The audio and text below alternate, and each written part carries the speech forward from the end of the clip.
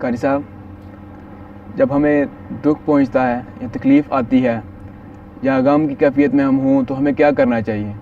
کیا شریعت میں کوئی ایسا عمل، ذکر یا کوئی وظیفہ ہے جو ہم کریں تو ہم سے وہ تکلیف ختم ہو جائے؟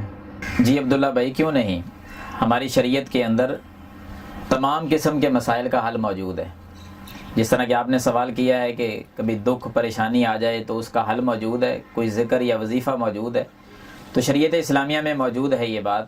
ایک چھوٹا سا ذکر میں آپ کے سامنے پیش کرتا ہوں۔ ایک وظیفہ ہے، دعا ہے۔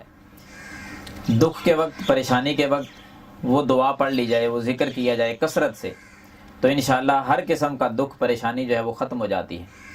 جناب محمد رسول اللہ صلی اللہ علیہ وسلم نے فرمایا، یہ سنن ابی داود کے اندر حدیث آتی ہے، سیدہ اسماء بنت امیس رضی اللہ تعالی عنہا کو رسول اللہ صلی اللہ علیہ وسلم نے وہ ذکر سکھلایا تھا۔ آپ نے فرمایا کہ اے اسماء، جب بھی تجھے کوئی دکھ، پریشانی یا غم پہنچے تو میں آپ کو ایک دعا بتلاتا ہوں، ایک ذکر بتلاتا ہوں، وہ پڑھا کرو۔ بالکل چھوٹی سی وہ دعا اور ذکر ہے۔ آپ صلی اللہ علیہ وسلم نے فرمایا، اللہ اللہ ربی لا اشرک بہ شیئا۔ بس یہ چھوٹے سے الفاظ ہیں، ان کو آپ یاد کر لیں کہ اللہ اللہ ربی لا اشرک بہ شیئا۔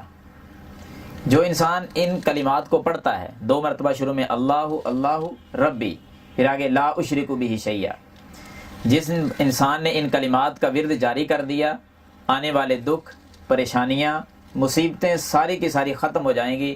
انسان انشاءاللہ العزیز اللہ کی توفیق سے بالکل غموں سے نجات پا جائے گا۔